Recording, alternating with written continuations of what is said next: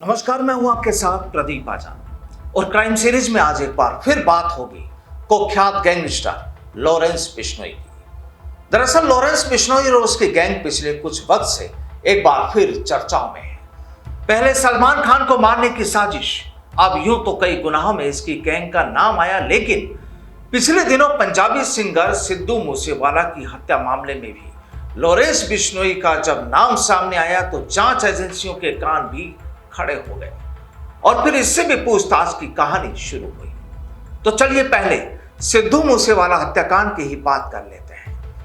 दरअसल अब जो खबरें सामने आ रही है उनके मुताबिक सिद्धू मूसेवाला की हत्या की सुपारी लॉरेंस ने तिहाड़ जेल में बंद दिल्ली के टॉप मोस्ट गैंगस्टर हाशिम बाबा को दी थी।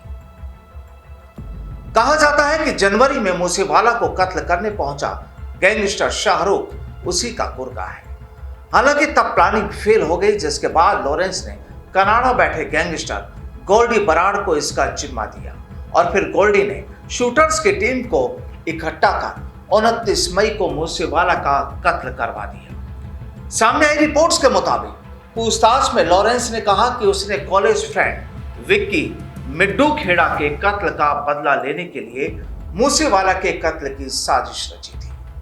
हाशिम बाबा ने गैंगस्टर शाहरुख के साथ जनवरी में शार्प शूटर्स की टीम मूसेवाला के गांव मूसा भेजी। उन्होंने मूसेवाला की रेकी की और उस वक्त मूसेवाला के पास 10 कमांडो की सिक्योरिटी थी, जिनके पास AK-47 थी। और यह देख शाहरुख ने वापस जाकर कहा कि मूसेवाला के पास आधुनिक हथियार वाले कमांडो हैं। मूसेवाला के कत्ल के लिए आधुनिक हथियार चाहिए और इससे पहले कि लॉरेंस और गोल्डी बराड़ हथियार भिजवाते, शाहरुख को दिल्ली पुलिस के स्पेशल सेल ने पकड़ लिया। लेकिन अब सवाल खड़ा यह होता है कि आखिर ये हाशिम बाबा कौन है। चलिए उसके बारे में भी आपको बताते हैं। दरअसल हाशिम बाबा का असली नाम आसिम है।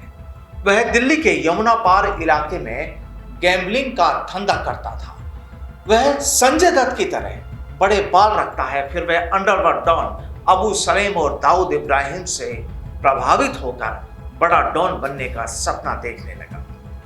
वह दिल्ली के ही नासिर गैंग में शामिल हो गया और जिसके बाद उसने व्यापारियों को धमकाने और रंगदारी वसूलने के साथ फिरौती ना देने वालों को गोली मारनी शुरू कर दी। और इसी बीच गैंग लीडर नासिर जेल गया तो हाशिम बाबा ने गैंग की कमान संभाल ली, यानी गैंग की कमान अपने हाथों में ले ली और धीरे धीरे उसने इस पूरी गैंग पर कब्जा कर लिया। पंजाब पुलिस अब लॉरेंस और जग्गू भगवानपुरिया को आमने सामने बिठाकर पूछताछ कर रही है और पूछताछ में सामने आ रहा है कि मूसेवाला के कत्ल में इस्तेमाल हथियार जग्गू भगवानपुरिया के जरिए कातिलों तक पहुंचे।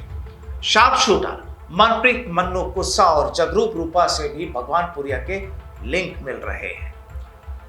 दरअसल इस हत्याकांड में काफी बड़ी चैन मानी जा रही है और उस चैन की एक कड़ी लॉरेंस बिश्नोई को भी माना जा रहा है।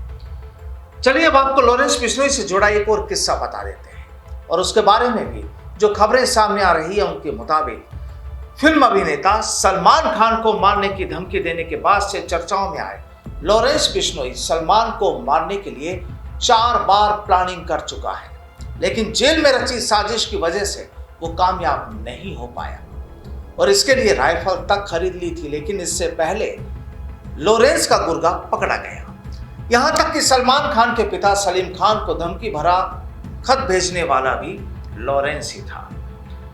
सामने आ रही मीडिया रिपोर्ट्स के मुताबिक यह खुलासा हुआ है कि मूसेवाला हत्या के बाद हुई पूछताछ में, यानी मूसेवाला हत्याकांड को लेकर जो लॉरेंस से जो पूछताछ चल रही है उसके बाद यह खुलासा हुआ है, ये मीडिया रिपोर्ट्स के जरिए।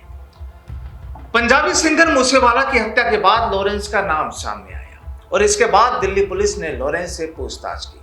इसी बीच सलीम खान को एक खत मिला था जिसमें सलीम खान और सलमान खान को जान से मारने की धमकी दी गई। पूछताछ की तो लॉरेंस ने कबूला कि वह सलमान को मारना चाहता है। वह पहले भी 4 बार प्लानिंग कर चुका था। लॉरेंस ने पूछताछ में बताया कि शूटर संपत नेहरा को साल 2018 में सलमान का कत्ल करने के लिए मुंबई भेजा। संपत पिस्टल लेकर सलमान को मारने गया था, लेकिन सलमान उसके पिस्टल की रेंज से काफी दूर रह गया और ऐसे में वह सलमान को मार नहीं पाया। बाद में ज्यादा रेंज वाली एक राइफल को 4 लाख रुपए खरीदकर संपत तक पहुंचाई, लेकिन सलमान को मार पाता उससे पहले वो भी पकड़ा गया। इसके बाद 2 बार और कोशिश की गई, लेकिन सलमान को मारने का मौका नहीं मिल पाया। बहरहाल लॉरेंस के गुनाह की फहरिस्त लगती है छोटी नहीं, लेकिन कहते हैं कि अगर पुलिस और कानून ठान ले तो किसी अपराधी की मजाल नहीं हो सकती कि फिर वो किसी दूसरे गुनाह को अंजाम देने की सोचे भी। लेकिन अब इन तमाम तस्वीरों के बाद भी देखना होगा कि आखिर लॉरेंस बिश्नोई की अगली कहानी कैसी होती है। नमस्कार।